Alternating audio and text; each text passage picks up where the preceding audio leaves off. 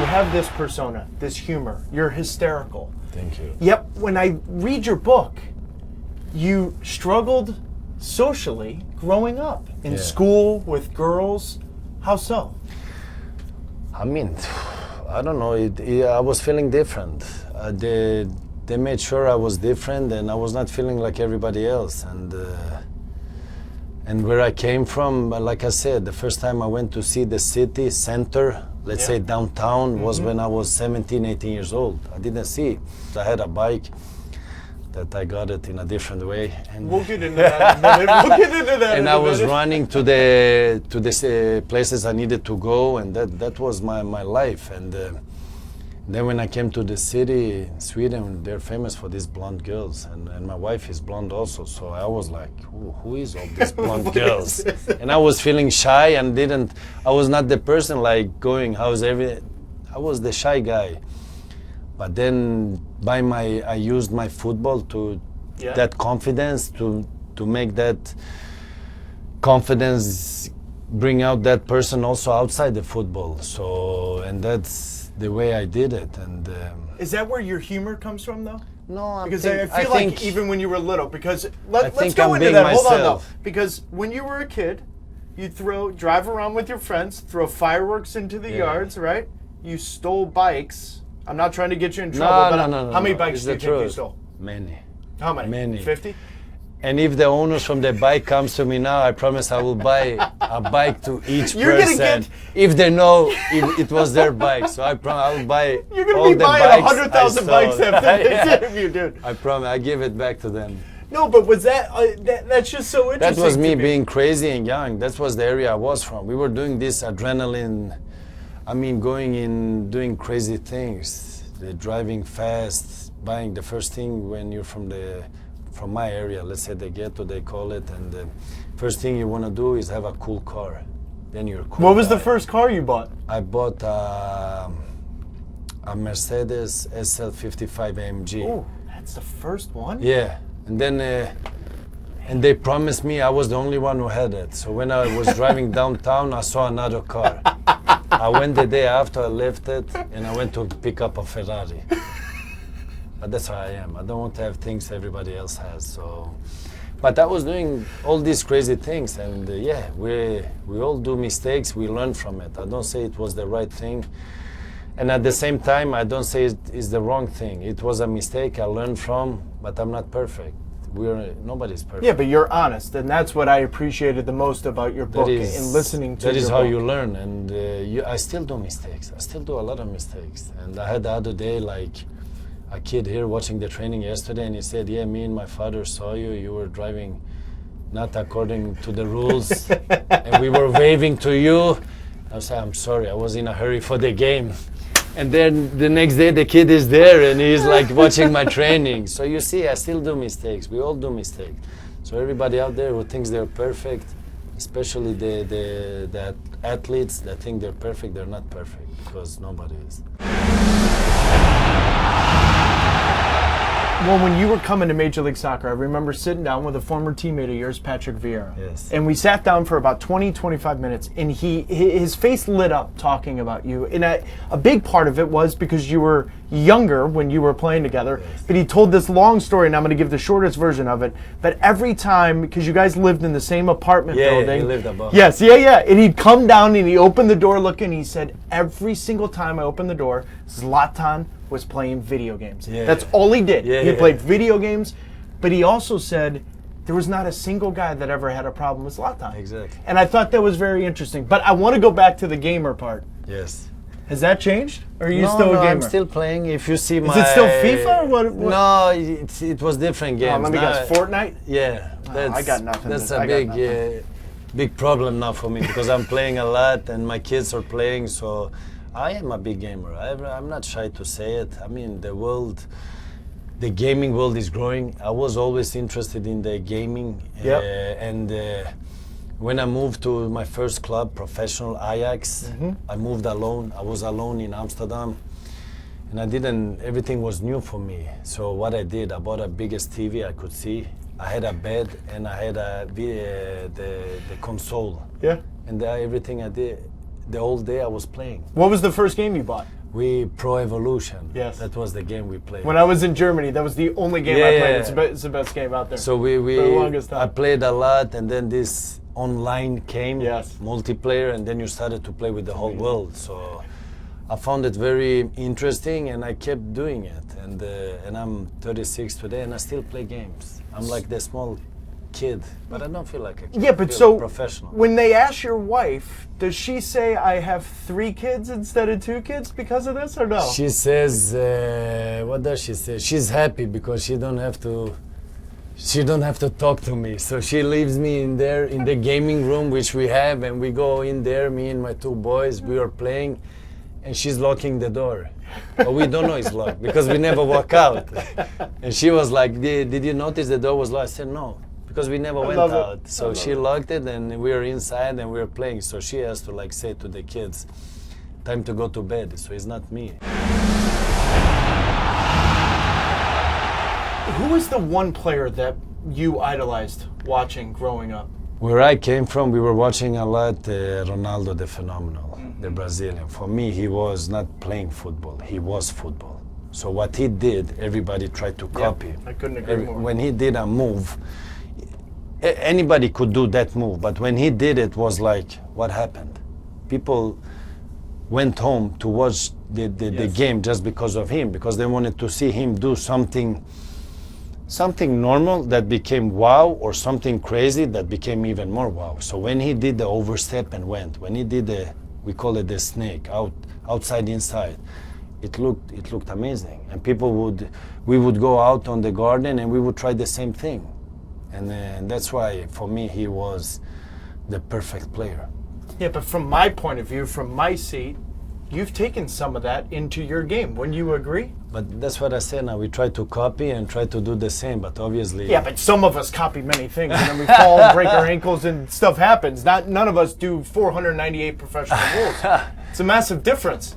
I mean, I don't choose the way we want to do it or the way we should do it. It is the outcome of hard work, and yeah, I work hard. I didn't say when I was young I would become so good. I mean, I think everybody can become as good as they want to become. I worked hard. I had the luck, like I said before, to play with the biggest player in the world, biggest clubs in the world. I had the biggest coaches, and I moved around, and I learned, and I did wherever I came, and I got the chance to win also wherever I came. So, and it shaped me for the one I am today.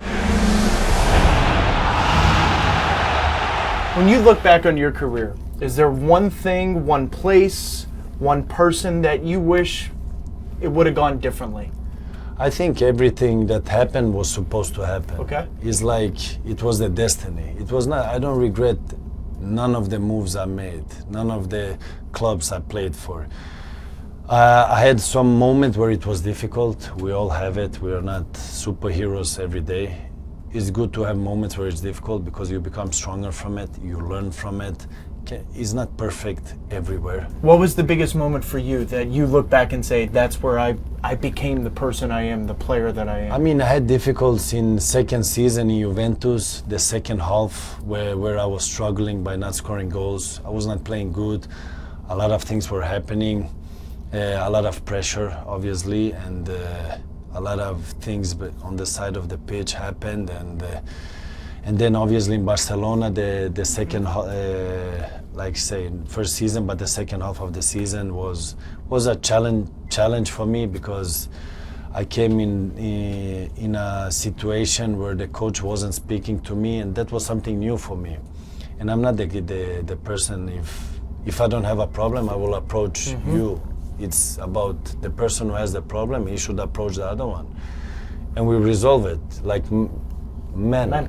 Between 4 eyes, and we resolve it. Yeah. The only thing from the outcome, if you disagree or you agree, that's the only outcome it can be. But we resolve it, because you cannot have a problem, something in your stomach, and have that feeling all the time and not get rid of it. And that is the situation I was in, and I don't know what happened. And did you ever resolve those issues No. with Pep, or no? Until today, I don't know what the Does that bother issue. you? What I didn't have the problem. So Okay. it cannot bother me. It Yep. has to bother the other one because I didn't have the problem. Because I said, I am the person, I said here in the first press conference, if somebody disagree with me or don't want me, don't like me, they say I walk strange, I don't look good, I talk different, I don't talk good, you tell me. We take the contract, we cancel it, and I walk away. I'm not here to give problems, and I didn't have problems anywhere. And when I was in Barcelona, if we talk about it, I resolved the problem with saying, no problem, you have a problem, but I will resolve it for you. I leave. I will not stay here give you problems. I'm not that guy. So it has come in the media and that coaches have problems with my character. That is not true, I tell you now. Yep. I didn't have problem with any coach. If somebody had problem, it was the coach that have a problem that I didn't know about. But every problem you have or every discussion you have, you resolve. I had the hardest coaches in the world. I had Fabio Capello. That was a machine. That was all about discipline and respect. And I didn't have a single problem. Because when we had it, we resolved it. I had Mourinho. Mourinho is known. Everybody knows that he is for discipline and respect. And that is on a high level discipline. That he don't accept nothing. And I didn't have even one problem. So somebody had a problem, he didn't resolve. But I cannot resolve problems for other ones because I don't know even what the problem was. Zlatan, I am the most vocal person in media about playing on turf, okay? And this past week, I brought up you not coming to Seattle, and I think I was mistakenly wrong, and you're going to tell me why. But the whole reason why you're not playing on turf is because of that knee, isn't it? So the situation is, when I got injured, the answers, the judgments was I cannot play football anymore because I had a multi-injury in my knee. First of all, when you have an injury like that, in football they haven't seen. I got it. Why? I don't know. It happens, it happened. And the judgment was from all the doctors, you will not be able to play. And I came to Pittsburgh, I operated my knee by Dr. Fu. He did a fantastic job because in Sweden they do the operation in 2 times. There is no doctors out there. Maybe somebody will pop up, say, yeah, I can do it, but yeah. Dr. Fu, he did the operation in 1. So he fixed all my 3 injuries, that it was 3 injuries in my knee, in 1 operation. And from there we started. And I had my physio that followed me everywhere, and we worked every day for 7-8 months. I signed the deal with United. I asked Mourinho, please let me work from distance, because if I work with the club and I see my teammates every day, my will will become too much that I want to hurry with my injury. So let's skip that part. I started to train. I trained very hard, and now I was able to play again. So from all the answers I had in the beginning, I proved them wrong, just like I did in the beginning of my career, where everybody said you cannot do that, you dribble too much. I proved them also wrong. And that's the challenge, because at my age would be finished. And I continue, and I got this opportunity with Galaxy. And I came in and I play. And why I don't play on turf? Because I'm able to play now. I appreciate every time I put the football shoes on. When I walk on that grass, when I can feel the smell of the grass, when I can touch the ball, when I can feel I can shoot the ball like I want to do it, I'm just happy, and I want to still be happy. But by playing by turf, I risk to get damaged. I don't say I will get injured. I don't know. I can get injured also in normal grass. Yeah, of course. The consequence is everywhere. The risk is everywhere. But the risk is higher on the turf. And I tried to play on turf, and I think it was Portland. Yep. And I felt very bad. I felt very bad, with all the respect for turf, Portland, and the stadium, which was a fantastic atmosphere. If I could play, I would play every single second. So it's not about I don't want to play. It's about me. I'm not, how do you say, I don't want to take the risk to get damaged if it's not on life or death. But when you said I go to the playoff, and that is where they come in the picture. If it's a playoff, I will go there and I will destroy them. Okay. But I will take the risk, because then we're in a different situation. But I don't want to feel like I did something and then we have 8 games left, I'm destroying from something there. Let's take first the team to playoff. Yep. When we are in the playoff, we see if we play against teams in turf, we set it up in a different way. So it's not me, I don't want. It's me, my injury that I had that is blocking me and telling me, have patience, don't risk. Because the situation was I was not able to play. And now when I can play, I don't want to go back to that situation where I feel uncomfortable. Yeah. So it's not about me don't want to play. If I could, I would play. If I could play with only one, with left leg, I would do it, which I'm doing so far. Yeah. So if I could, I would do it. So it's not about... Let's just hope you're playing on grass in the playoffs, and then we don't have to talk about it anymore. Is that fair? Or we play with one leg, jump around with the left leg. So it's not about don't want to play. I want to play, but the situation is what it is. I didn't decide to get injured and have this kind of injury. So it's not about me saying turf here. I was playing on turf before I got injured. In France, we had like 3 or 4 pitches was turf. I have been playing. I had no problem with that. But the thing is, I had a very bad injury. Because I'm doing good, I'm scoring these goals, people forget about the injury I had. Well, I forgot about it. That is the situation. So, but deep inside me, I have this injury still. Yep. And that, how do you say, that wound. Yeah, of course. That wound I have is still inside me. Yep. But not for everybody else because they don't think about it. Well, but I think about it every day. But you've also scored 15 goals in 19 games. That's so why people forget go, about it. But I have it still inside me because I was out 1 year and I was doing something for 20 years that just took stop in 1 second. Yeah. And it didn't take slowly. It just came to like I run into the wall and I fall down. Or if I fall down from Mount Everest. That is how it happened. And I don't want to go back to that because I am happy. I'm sorry for my teammates that I could not help them. But if I could, I would.